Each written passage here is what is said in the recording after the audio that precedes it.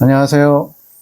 이제 핵심 진리, 기본 진리 8과목과 요한계시록을 다 마치고 예레미야 기도원에 주신 세 번째 계시책자 하늘 가는 밝은 길이를 이제 나누려고 합니다. 이제 앞서 하늘 군대 1권, 2권 마지막 때 나의 용사들과는 좀 다르게 여기에는 설명을 많이 넣지 않고 꼭 필요한 것들만 설명하고 대부분 그냥 책을 읽어주는 남자 뭐 이런 유튜버도 있잖아요. 그것처럼 그냥 이렇게 읽어주면서 내용을 전반적인 것을 한번 살피려고 합니다. 무엇보다 이 하늘 가는 밝은 길이는 21년 6월에서 7월까지 예레미야 기도원에 주신 말씀들인데 무엇보다 이긴 자의 소망을 심어주시는 말씀드림을 여기가 초점임을 말씀드립니다. 그래서 들으시는 분들 잘 들으시고 정말로 영적으로 높이 성장하길 원하고 또 주님을 사모하는 분들은 이 말씀을 귀담아 들으시고 매번 반복해서 그것을 보시면 영적으로 큰 유익이 있을 것입니다. 시작하겠습니다. 2021년 6월 1일 송원장에게 주신 말씀입니다. 너는 내가 삼은 모델이다. 내가 너를 다스리고 있다. 내가 기뻐하는 것이 무엇인지, 내가 기뻐하지 않는 것이 무엇인지 내가 세세히 간섭하고 이끌기 시작했다. 내가 끌어당길 것이다. 나의 품으로 당길 것이다. 내가 나와 연합하는 것을 앞당기기 원하는 그 마음을 내가 받았느니라. 그래서 그 일을 나의 계획보다 더 빨리 앞당길 것이니라. 너는 그것을 더 원하여라.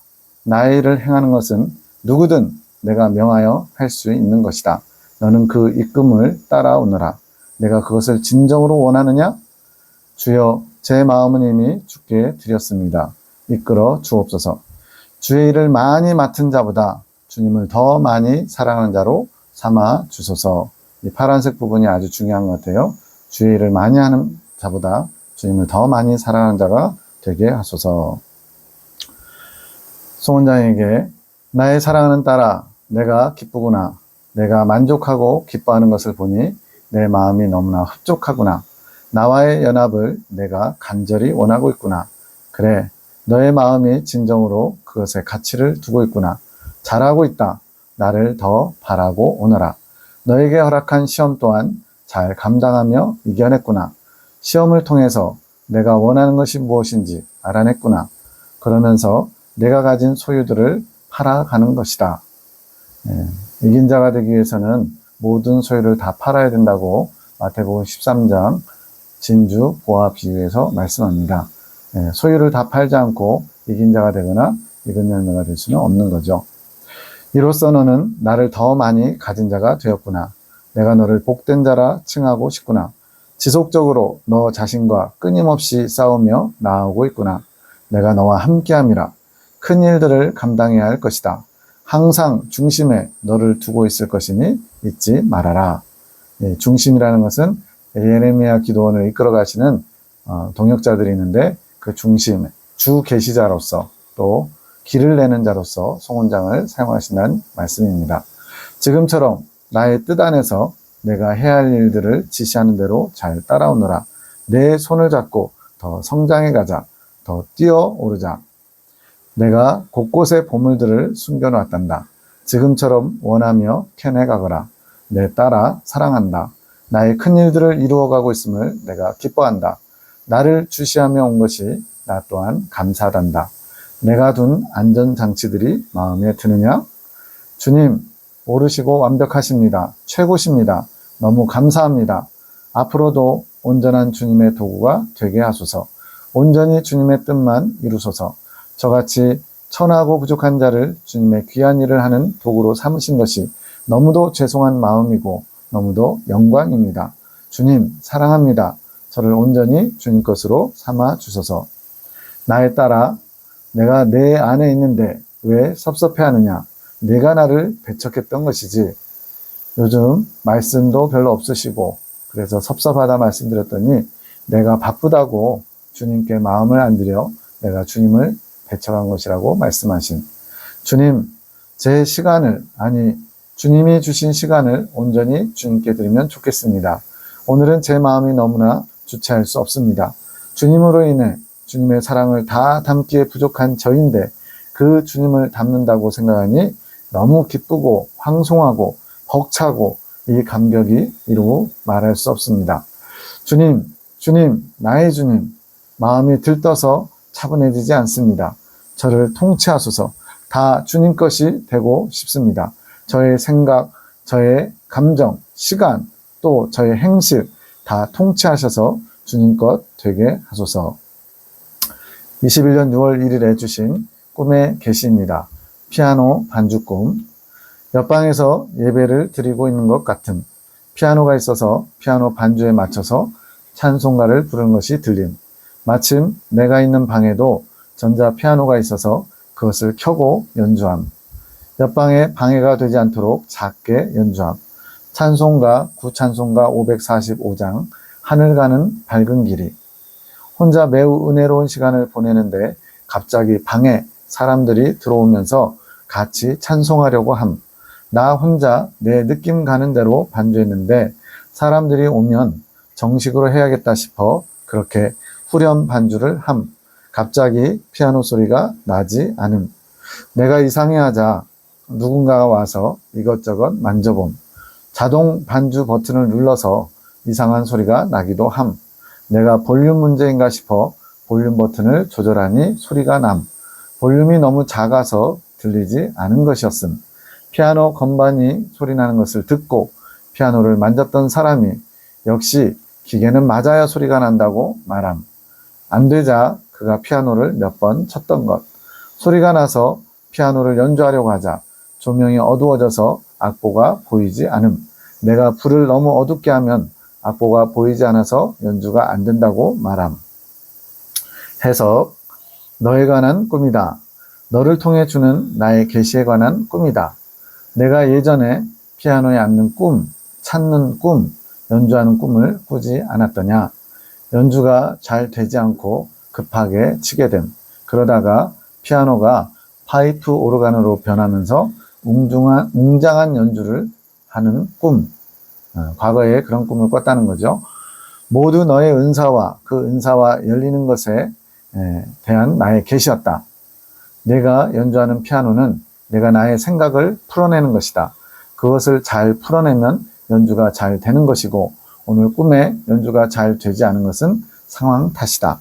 지금 보충 계시로 박 집사에게 꿈을 통해서 하나님의 메시지를 전해주시는데 그 메시지가 잘 풀릴 때가 있고 잘 풀리지 않을 때가 있는데 지금의 상황은 상황 때문에 그렇다고 말씀해 주시는 겁니다. 내가 혼자 있는 방에서는 연주가 잘 되었지. 은혜도 있었지. 연주하는 곡은 하늘 가는 밝은 길이었다. 이것은 이긴 자를 앞둔 자가 부르는 찬양이다. 좀 더 정확하게 말하면 세 번째 연단에 들어갈 과정에 있는 사람이 부르는 찬양이라는 겁니다. 너희들은 이것을 장례식장에서 많이 부르지만 이것은 이긴 자를 소망하는 자가 그 길을 앞두고 부르는 찬양이다. 3차 연단 지정곡이지. 혹시 3차 연단이 뭔지 잘 모르시는 분들은 제 다른 강의들에 성경의 핵심 진리, 기본 진리 8과목 중에 영적 성장론을 보시면 우리가 가나안 땅에 들어가기 위해서 크게 첫 1차 연단, 2차 연단, 3차 연단을 마쳐야 되는데 그 3차 연단을 마치면 이제 요단강을 건너서 가나안 땅에 들어가게 됩니다. 그래서 가장 극심한 연단이자 마지막 광야의 연단이라고 할 수 있는 3차 연단을 들어가는 사람이 이 545장을 부르면서 은혜 가운데 감당해야 된다는 것입니다. 죽을 것처럼 꼴딱꼴딱 하는 순간에 마음이 아주 크게 동하면서 찬양하는 곡이다. 즉 전심을 다해 마음을 다해 부른다는 것이죠. 내가 그 찬양을 연주하는 것은 송은장을 통해 알린 것처럼 내가 풀어놓은 나의 말들이 그 길을 비추기에 그런 것이다.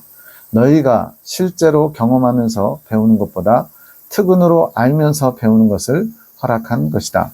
이것은 매우 대단한 특은이다. 내가 믿기지 않아 해도 일어나고 있는 일이다. 내 믿음 없음을 나쁘게 보지는 않겠다.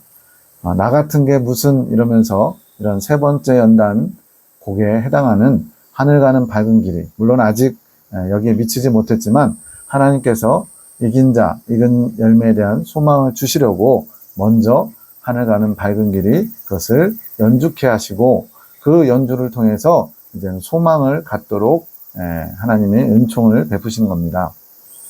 언간생심과 같은 일이지 우리 임 전도사가 잘 정리했다.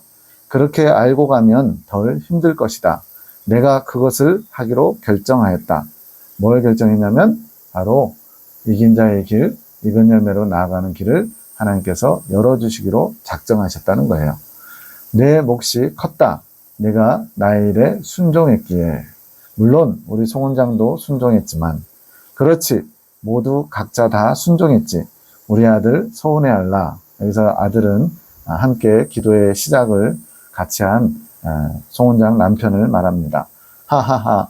특별히 어려운 꿈의 계시를 내가 침노했기에 내가 이룰 수 있는 것이란다. 그래서 이 책자가 한 2000페이지 정도 되는데요.